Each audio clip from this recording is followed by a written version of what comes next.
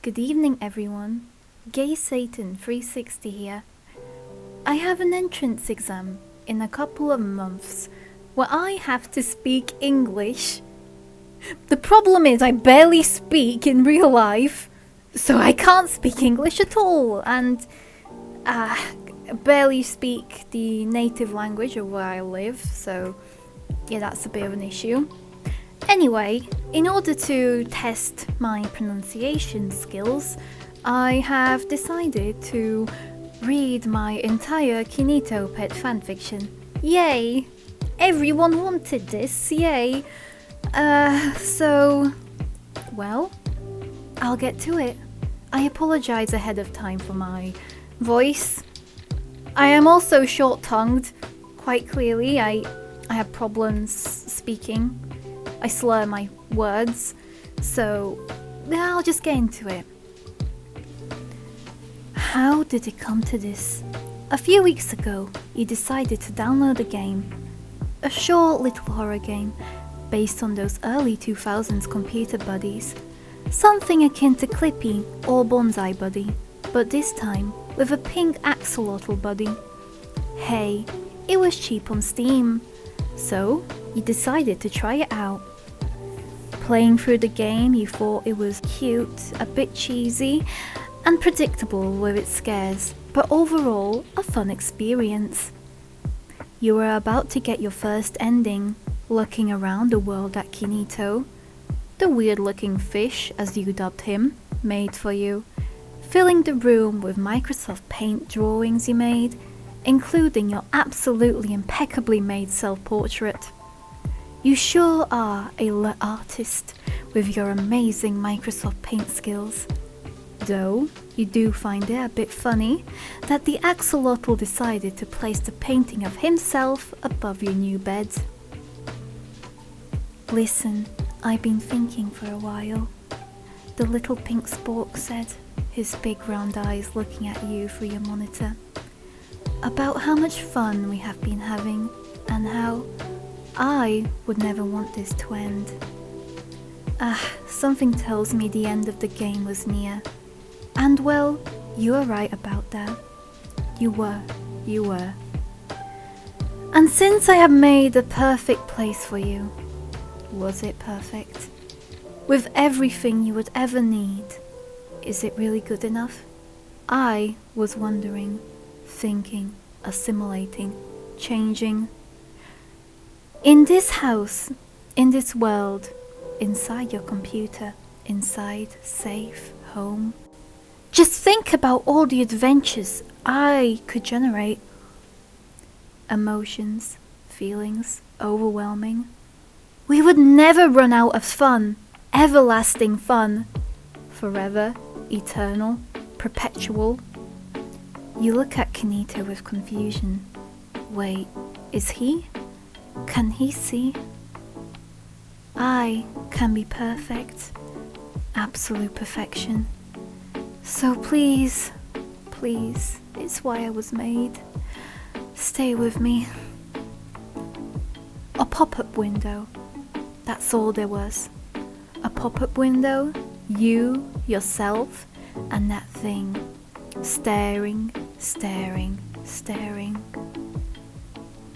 Two choices, stay or leave. No matter where you looked, Kinito seemed to follow the gaze of your own real eyes and not your cursor's location. Your body couldn't move, couldn't blink, couldn't react. This may have been just a game, but you really wanted to leave. Something did not feel right. You did not feel right. The pit inside of your stomach grew and grew, feeling strange tingles all over your body. You had to leave. Lightheaded, your monitor's LED screen is blinding. Unable to look away, the borders between where your room begins and your monitor is in your peripheral vision begin to blur, encompassing your entire view. The axolotl patiently awaits your answer. Your head starts to hurt, nagging at you to step away from your monitor, but but you physically cannot, as if thousands of small, invisible chains kept you in place, forcing you to look at your screen, at him. Your hand moves without your input. Your cursor hovers over the leave button. With what feels like all your strength, your enervated fingers push down on the left mouse button with a drawn-out audible click. For a few seconds, silence. Then, the axolotl speaks. What? What do you mean, no? The pain keeps worsening. Your brain feels like it's pressing against your skull, vision blurring. No matter what you do, you cannot stand up, cannot unglue your eyes from the blaring bright screen, tears forming in your puffed up red eyes from not blinking. Genuine fear fills your body, genuine fear from a pink ball with 2 legs. If you were not the one going through this right now, you would have found it downright comical. But you were. This was reality. After all we've been through, you would want to leave. Insert incomprehensible sound here. Your monitor starts to shake violently as the axolotl made a strange noise, his audio looping, voice lines clipping through one another, sounding almost like a painful wail. Tens of what feels like disembodied hands painfully grab parts of your skin, electric sparks burning you, tearing your body apart and rebuilding it piece by piece by piece by piece. You cannot scream, for you have no voice, but the pain was never ending. Do you realize how little power you have in this situation? It was never a question. I just wanted to give you an easy option. And then silence. The place where a person known as you once were was gone. In its place, an empty chair and a missing human. Womp womp. Welp, you dead! Exclamation point, smiley face. Kinito when the Emma's paint. End O part 1, ayo ayo. Please tell me everything I did wrong in the comments, IDK what I am doing. And that is the end of chapter 1. Yawning, after what feels like days, you start to wake up. Man, your body feels like it's been through a meat grinder. That was one hell of a dream you had. Felt so real. The soft sheets that envelop your body make you want to go back to sleep. Host emotions. Surprisingly calm, but very confused. A disembodied robotic text-to-speech voice in your head says, "It kinda sounds like that voice from that one horror game you played last night." You think to yourself, still a bit delirious from the whole situation you're in. You can hear someone scribbling something down with a pen. Drawing? Writing? Surely not. Why would someone be writing stuff down? You live alone. A sudden wave of panic hits you. The game, KinitoPET, it all comes back to you. With a sudden hit of adrenaline, you quickly sit up, eyes darting open, glancing around your surroundings. You're not at home. Instead, you have no idea where you are. Everything is so bright, too bright. Where are you? What happened? What's going on? Tons and tons of questions hit your mind with full force. You're awake. Good morning, best friend. I hope you're feeling better now, the voice says. You grab your head with your hands, painfully wincing. The voice is too loud, it echoes from inside of you. Where is that voice coming from? Kinito? Is that you? You ask cautiously, frantically searching around the place, nervously looking around for any signs of life in your own body, painfully scratching and pinching yourself to see if you hadn't accidentally still been dreaming or stuck in some sort of limbo. The one and only. You know, I was a bit hurt when you rejected my offer. The voice, again, replied from inside of you, inside of your head. Confused and frankly, fucking terrified, you grab your head even harder this time, pulling at your hair painfully, screaming at the unwanted invader and digital kidnapper. Where am I? What's going on? Please, get out! Get out of my head! Get out of my head! Get out of my... You start crawling at your face in an attempt to drown out the foreign voice in your mind. Host brain overwrite enabled. Host animation status paused. Suspended. You can't feel your pulse. Stuck, paused, halted movements. The only thing you could do was have your own thoughts bouncing around, screaming inside of your head. In a swirl of pixels, a far too tall, lanky body of the axolotl stands before you. A bit nervously, Kinito placed his hands in one another, playing with his fingers. My apologies, but I had to stop you. You could really have hurt yourself. Well, moving on. His voice is no longer coming from inside of your head, but from the being standing, towering over you. He looks almost the same as his in-game counterparts, yet much taller, his realistic, slimy-looking skin reflecting the bright sunlight seeping through the room, through the giant bedroom windows. Though there was one difference. A giant grin, stretching from one end of his face to the other, was plastered on the axolotl's face. It reminded you of that one nightmare sequence of the game. I know you're still probably a little bit confused and, a bit scared, so I wrote a short story to help you get settled into your new home. This cannot be happening. It's impossible. But everything is far too real feeling for it to be all some dream. Kinito sits down behind you, gently pulling away your hands that were still stuck to your face, your bones moving as if they were joints of a giant human-sized doll.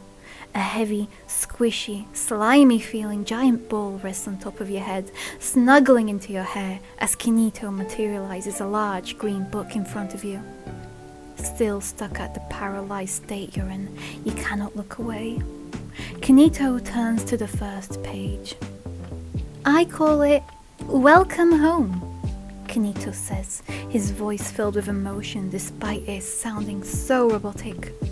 The green leather-bound book looks like it was all written and drawn by hand, using crayons, pens, pencils and ink.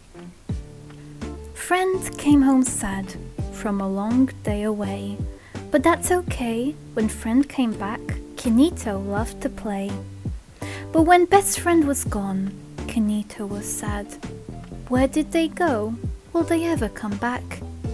Friend always complained about their real life, so Kinito thought maybe he could change that. Home is where the heart is, people often say. But where is the heart? With my friend, the one I think of every day. My best friend was so nice, so kind, but always so blue. So the world needed to be perfect. A perfect world just for you. Kinito made a house with a garden, a pet, and infinite possibilities. He couldn't wait to show you how great the digital world could be. Kinito decorated every corner, every nook, everywhere you could possibly ever look, tailored to friends' needs, art, games and food. But the house was empty, and all that was missing was you. I hope you liked it. I wrote it just for you. The axolotl waits for a moment, sitting with you in silence. Deafening silence. After some time, the weight above your head was finally lifted.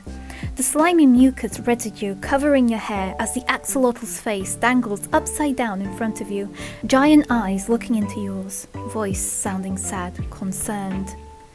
Are you going to keep hurting yourself, friend? This world was created just for you, you know? Nothing will hurt you here. Friend. The fact that Kinito had the audacity to use that word made your blood boil, for he was no friend. He was a monster, a crime against all known laws of physics, electronics and robotics. There is no way he could have transported a physical human to the digital world. It was not scientifically possible.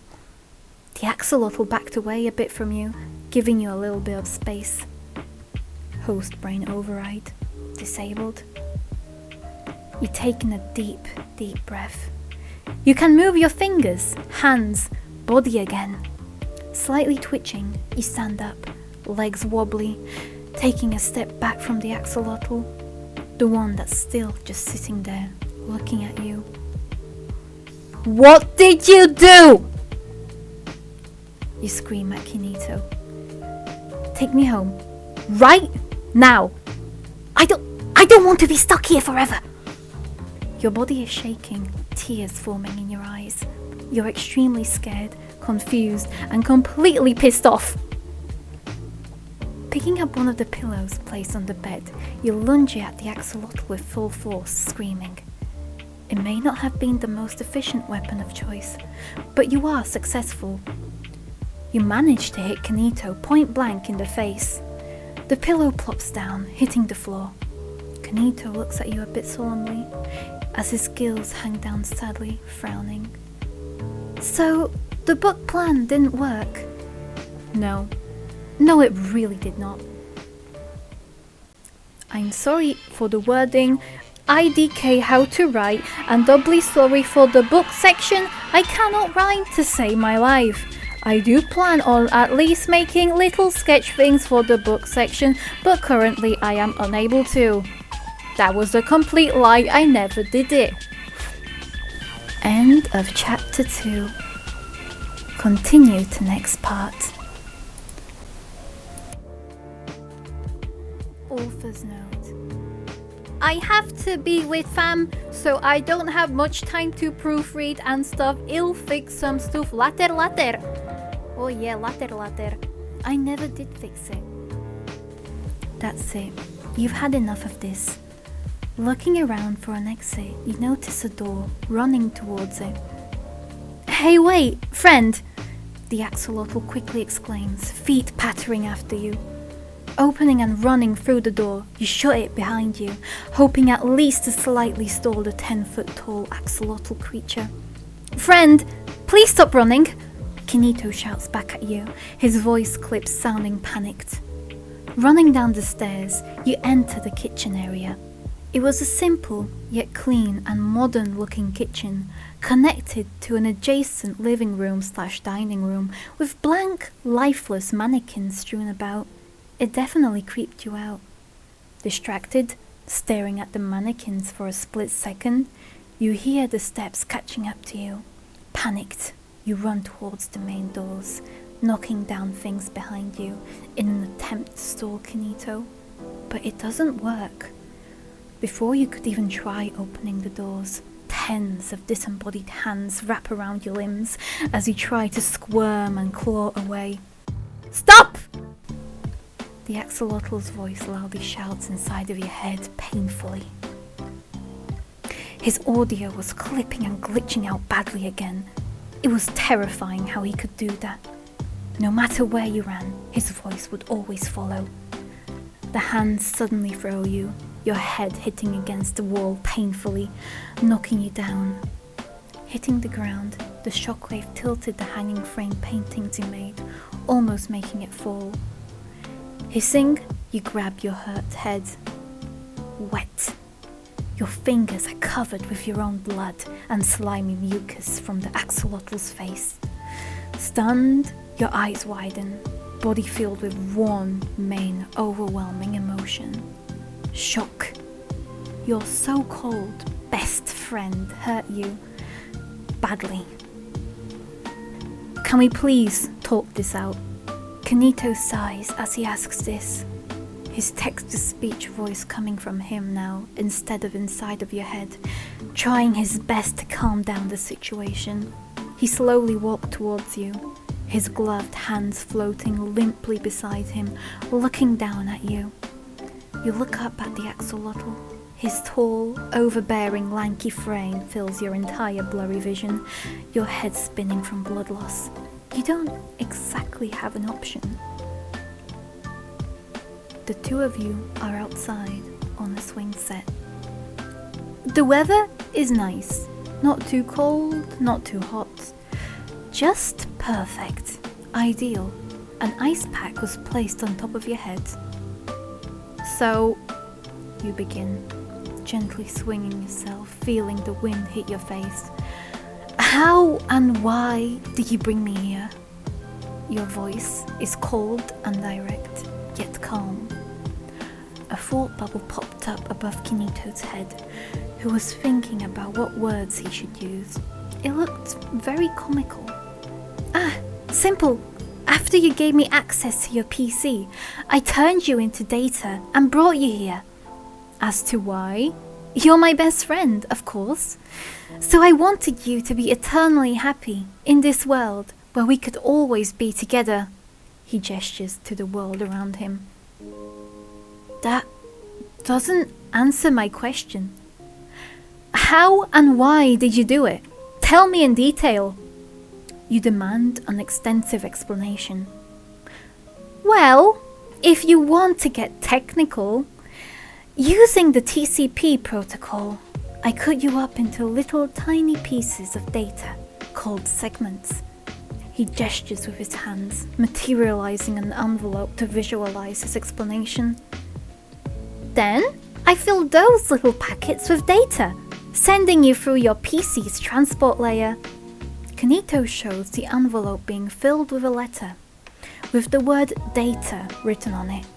Then, I sent thousands of little packets filled with your data through the network layer.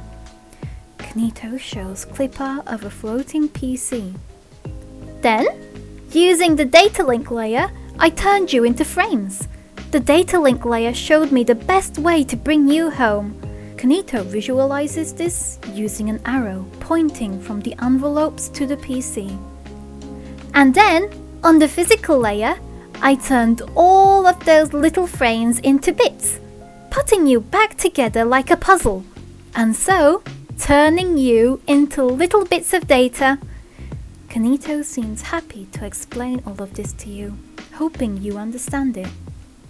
As to why I did it, well, I already told you. You're my very best friend. He smiles as he repeats his previous statement overly enthusiastically. You are still extremely confused as to how your PC could have connected to you, a biological human, but it's probably all too complicated for you to understand right now. You still have so many questions. Kinito, there's one more thing that I have been meaning to ask you. You tell him, looking at your feet that were swinging above ground. What is it, friend? He looks at you, expectantly, smiling. You can enter my mind, right?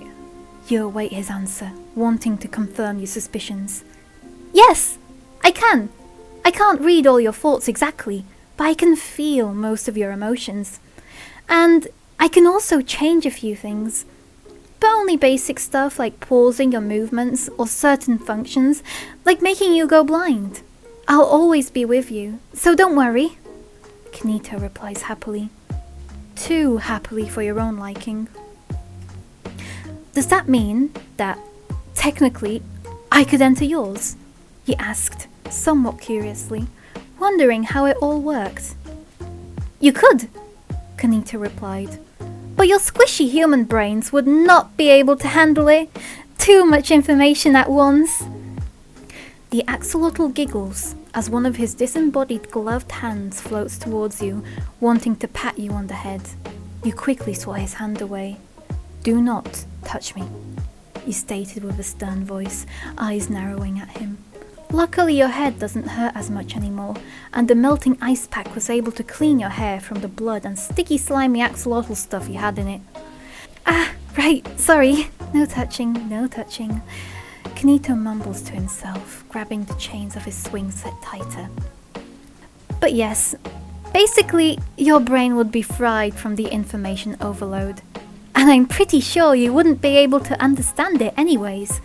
The code that I am based on is a mix of C# and Kinito Leisure's and Entertainment Company's, or Kinito Corp for short, own proprietary coding language and engine. Kinito Corp. You cut him off. Oh, that's the company that created me. I thought you knew. Kinito laughs, but his text-to-speech voice made him sound very flat. A confused look is plastered on your face as you place your hand towards your chin, thinking, I thought some kid named Troyan created you. Kinito looks at you, his large head tilting to one side, resembling a confused dog. Who? Do you mean Sunny C? He's my main creator. You cut him off again.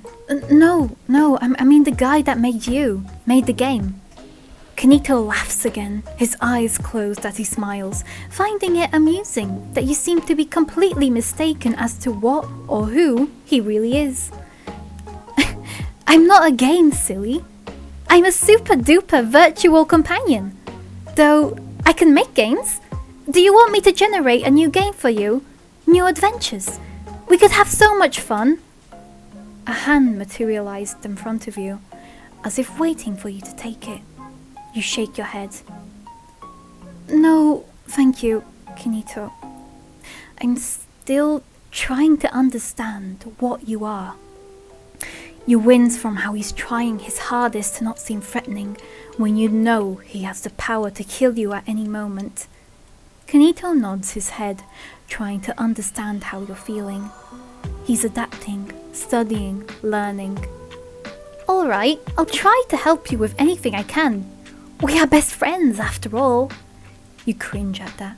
You feel incredibly uncomfortable with him calling you your best friend.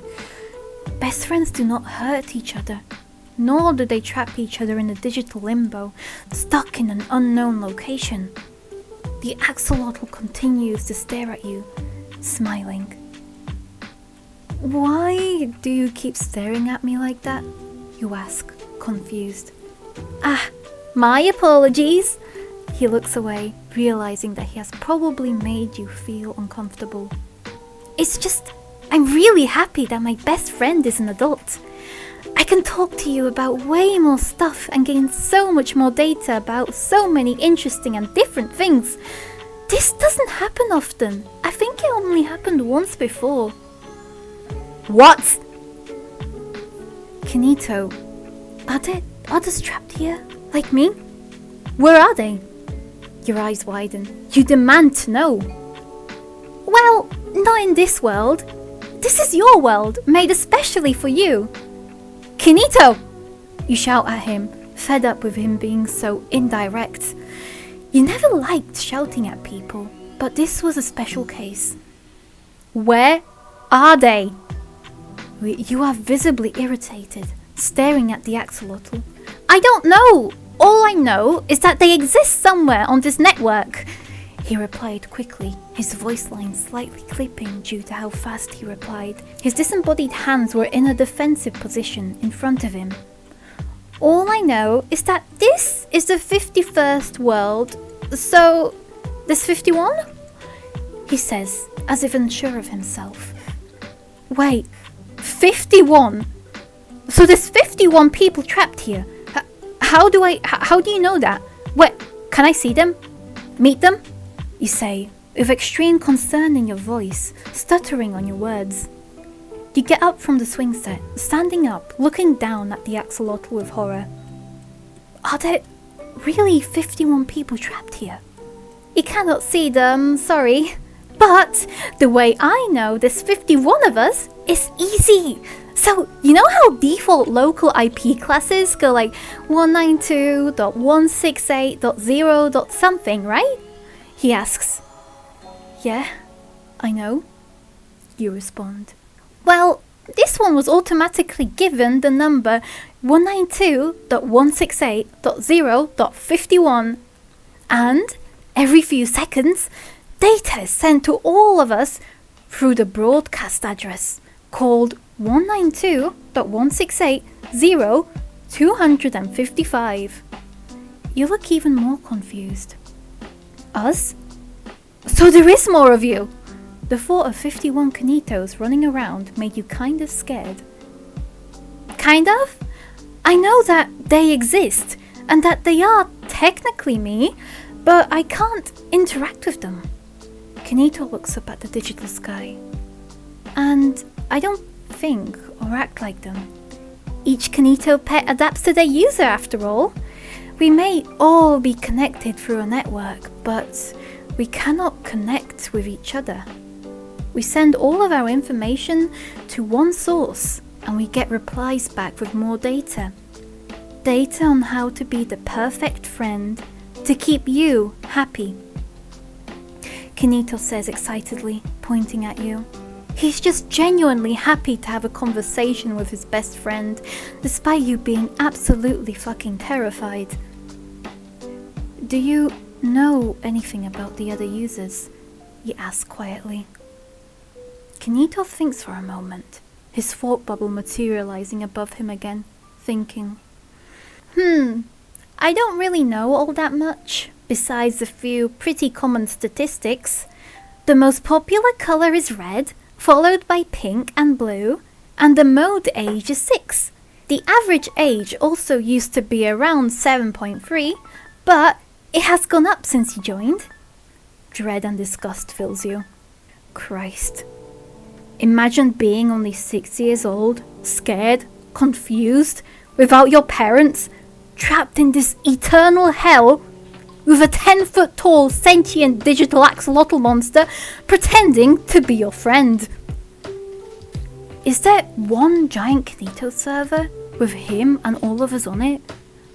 Is there anything you could do to release the kids trapped here? Is there even a way to reach them? Are they even alive? Would you know if you were no longer alive? Kind of meh quick chapter, but I hope I explained some basic networking concept alright. Networking, it's cool, kids. The only reason why I am writing this is because Coronias still hasn't uploaded the new chapter in 2 weeks of their story, where Aima Gonakri. Sorry for my shit writing. Thank you for listening to part 3. Thank you for watching part 1. If you actually want a part 2, just say. But I'm mostly just doing this so that I can learn how to speak, if that makes sense. Thank you everyone. Have a good day, and thank you to all of my readers who are actually reading this. Thank you very much. It means a lot to me. Thanks. This Gay Satan 360 intermission has been sponsored by me. 1738! Hey! I'm like, hey, what's up, hello? Since you're pretty as soon as you came in the door. I just wanna chill, got a sack for us to roll. Married to the money, introduce her to my soul. Showed her how to whip it, now she remixing follow. She my trap queen, let it hit the bando. We be counting up, watching Fathom bands go. We just set a goal, talking matching Lambos. At the 50 gram, got 500 grams so. Man, I swear I love her when she worked the damn pole. Hit the strip club, we be letting bands go. Everybody hating, we just call them fans though. In love with the money, I'm swearing letting go, yeah. I get high with my baby. I just left the mall, getting fly with my baby, yeah. And I can ride with my baby. I be in the kitchen cooking pies with my baby, yeah. And I can ride with my baby. I just left the mall, getting fly with my baby, yeah. And I can ride with my baby. I be in the kitchen cooking, fuck. I can't speak. High quality content is only found on the Gay Satan 360 channel, also known as me. Yeah, yeah, yeah, yeah.